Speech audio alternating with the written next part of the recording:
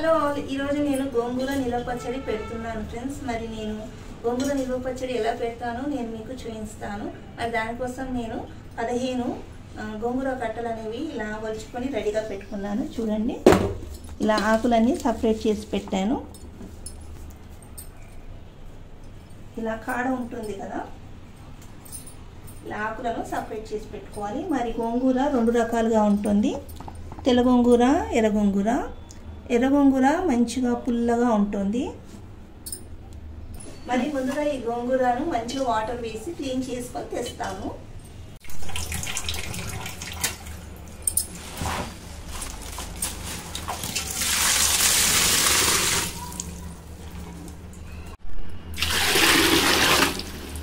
ఇలా గోంగూరని 1-2 సార్లు మంచిగా వాటర్లో కడుక్కోవాలి.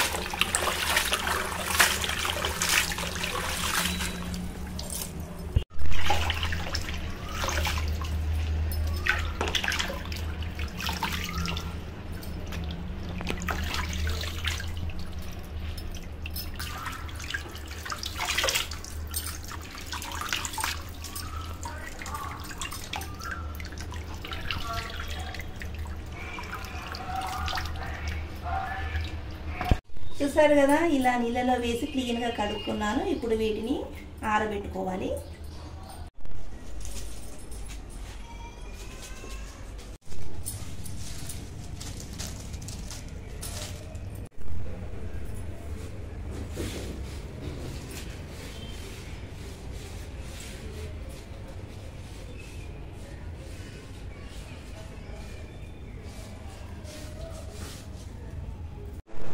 గోంగూర ఆకులను మంచిగా ఆరబెట్టుకొని ఇలా ప్లేట్లో తీసి పెట్టాను.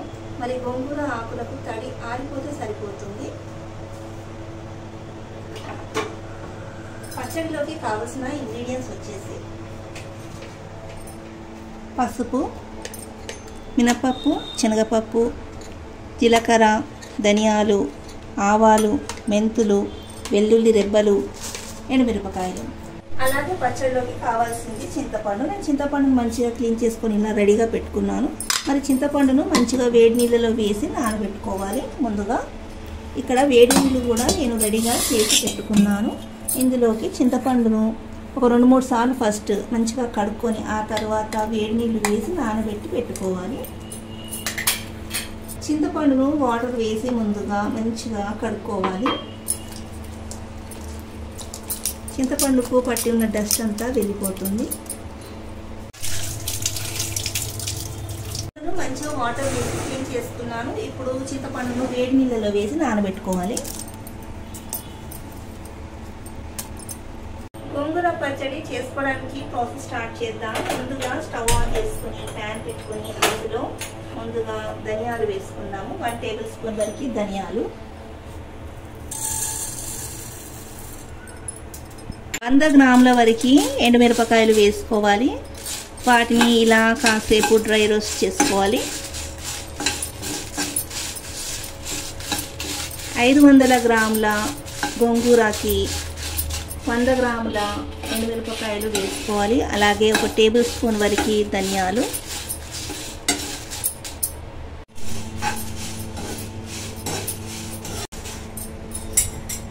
ధనియాలు, ఎండుమిరపకాయలు ఫ్రై అయిపోయాయి. చూసారా ఘాట్ ఎంతగా వస్తుందో. ఒక ప్లేట్లో తీసి పెట్టుకుందాం. ఆ తర్వాత మిగిలిన ఇంగ్రీడియంట్స్ని కూడా ఫ్రై చేసుకోవాలి. ముందుగా 1/2 టీ స్పూన్ వరకు మెంతులు, 2 స్పూన్ల వరకు జీలకర్ర,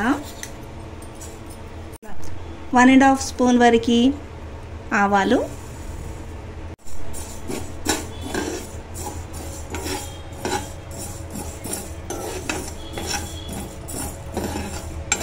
ఇలా దూరగా వేయించి స్టవ్ ఆఫ్ చేసుకోండి. మెంతులు, జీలకర్ర, ఆవాలు ఫ్రై చేస్తుంటే చాలా మంచి స్మెల్ అనేది వస్తుంది.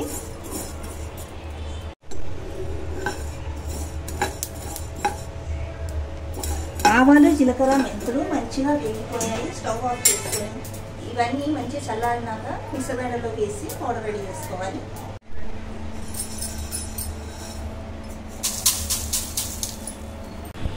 చింతపండు పులుసును ఇలా చిక్కగా తీసుకొని ఇలా ఆయిల్లో వేసి దగ్గర అయ్యేంత వరకు మగ్గించాలి. ఇందులో 1/2 టీ స్పూన్ వరకు పసుపు వేసుకోవాలి.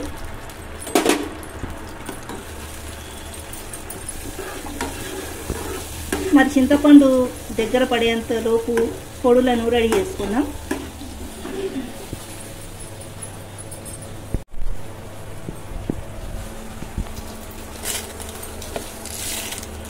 ఇందాక వేయించుకున్న దినుసులను ఇలా మిక్సర్లో వేసుకొని మంచిగా పొడి కొట్టుకోవాలి.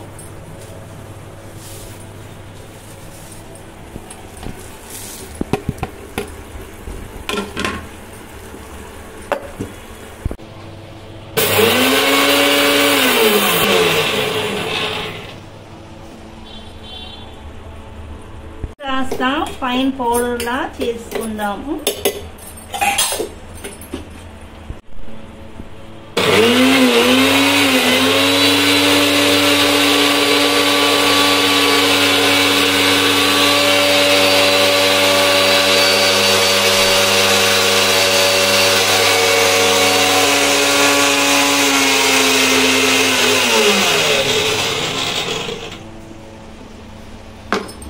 పచ్చడిలోకి పొడి రెడీ అయిపోయింది.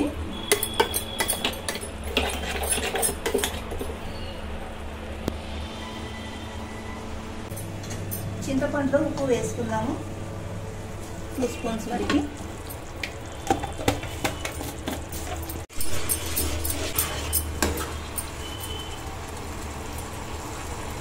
చింతపండు దగ్గర పడ్డాక చూపిస్తాను. ఇలా చింతపండులో నుంచి ఆయిల్ అంతా సపరేట్ అయ్యేంత వరకు మగ్గించుకొని ప్లేట్లో తీసుకెట్టుకోవాలి. చూసారు కదా, చింతపండు గుజ్జు రెడీ అయిపోయింది. ప్యాన్లో ఆయిల్ వేసుకొని కాస్త వేడయ్యాక అందులో గోంగూరను వేసుకోవాలి. కట్ చేసి వేసుకుంటే ఇంకా త్వరగా మగ్గిపోతుంది. ఇలా ఆకులతోనే వేస్తున్నాను నేను. కాస్త టైం ఎక్కువ పడుతుంది. ఇలా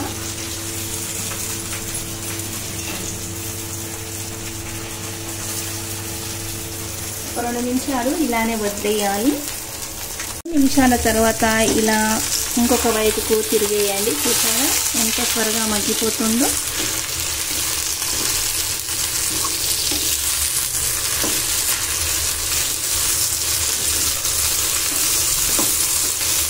ఇలా ఆయిల్లోనే బాగా మగ్గించాలి.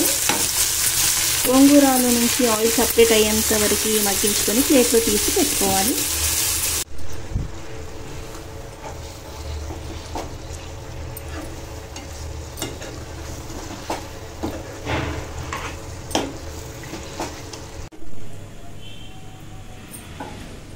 గోంగూరని మగ్గించడం అయిపోయింది. ఇప్పుడు దీన్ని చల్లబరుచుకోవాలి. పచ్చడిలోకి గుప్పెడు వెల్లుల్లిని దంచుకోవాలి. పచ్చపచ్చగా దంచుకోవాలి.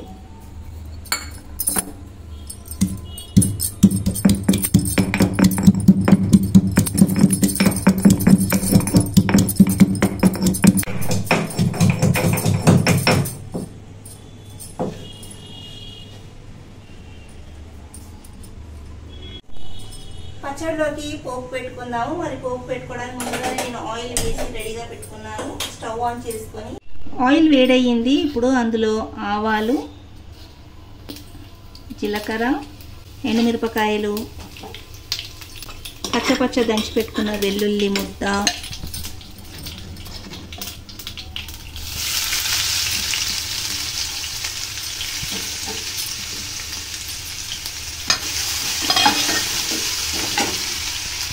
శనగపప్పు, మినప్పప్పు వేసుకొని మంచిగా ఫ్రై చేసుకోవాలి. కొద్దిగా కరివేపాకు,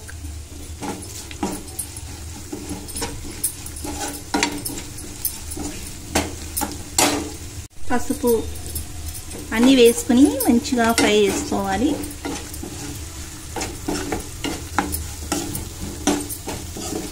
పోపు రెడీ అయిపోయింది. మగ్గించుకున్న గోంగూర రెడీగా ఉంది కదా. అలాగే మనం గ్రైండ్ చేసి పెట్టుకున్న పౌడర్, చింతపండు పేస్ట్, ఉప్పు, అలాగే పోపు రెడీగా ఉన్నాయి. కాబట్టి ఇప్పుడు మనం ఇవన్నీ గోంగూరలో వేసుకొని మిక్స్ చేద్దాం. చూస్తారు కదా ఇలా చల్లబడినాక ఇందులో ముందుగానే మనం రెడీ చేసి పెట్టుకున్న చింతపండు పేస్ట్ని వేసుకోవాలి.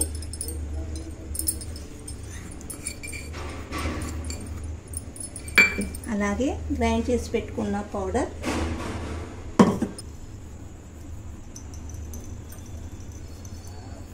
పచ్చడికి సరిపడా సాల్ట్ వేసుకోవాలి. మొత్తం అంతా ఒకసారి ఇలా బాగా కలుపుకోవాలి.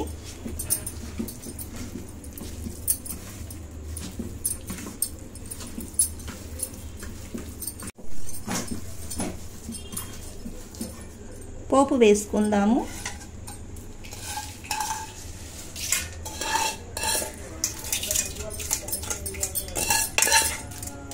మొత్తం అంతా బాగా కలిసేలా కలుపుకోవాలి.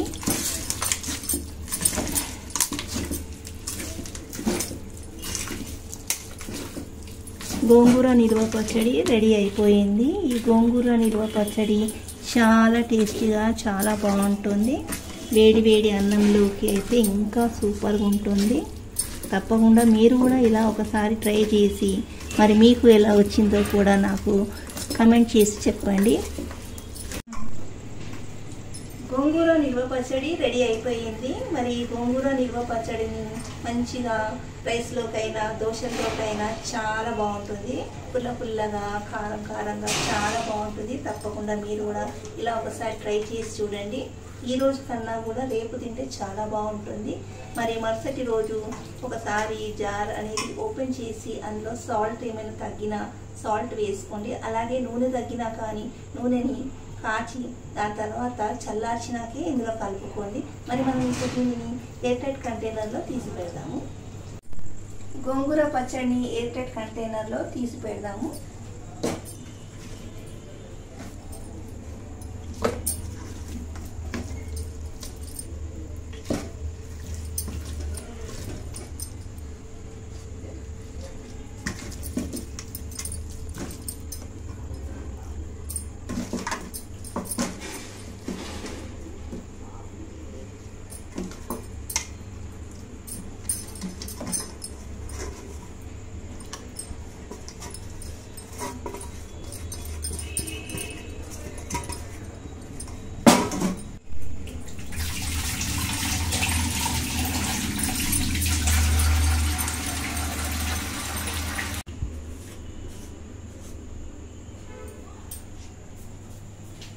చూసారు కదా, గోంగూర నిల్వ పచ్చడి రెడీ అయిపోయింది. ఎయిర్ టైట్ కంటైనర్లో తీసి పెట్టాను.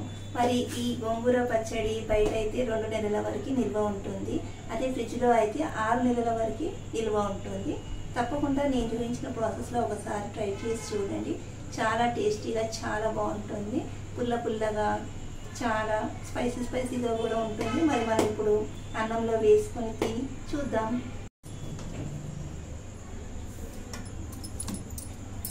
మిక్సీ గ్రైండర్లో వేసుకుని కూడా గ్రైండ్ చేసుకోవచ్చు. కానీ ఇలా తింటే చాలా బాగుంటుంది. ఇలా ఆకుగానే ఉండి పచ్చడి చేసుకుంటే చాలా బాగుంటుంది. మరి చూద్దాం కలుపుకొని ఎంత బాగుంటుందో.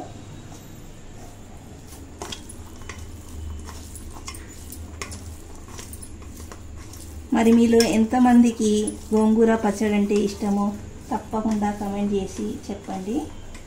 నాకైతే గోంగూర పచ్చడి అంటే చాలా ఇష్టం. మా ఇంట్లో అందరూ చాలా ఇష్టంగా తింటారు ఈ గోంగూర పచ్చడిని. చూద్దాం మరి టేస్ట్ ఎలా ఉందో.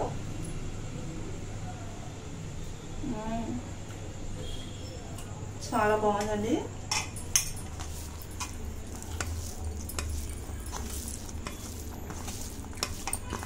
పుల్లగా కారంగా ఇంకా రేపటికి అయితే పచ్చడి ఊరి ఇంకా మంచి టేస్ట్ వస్తుంది.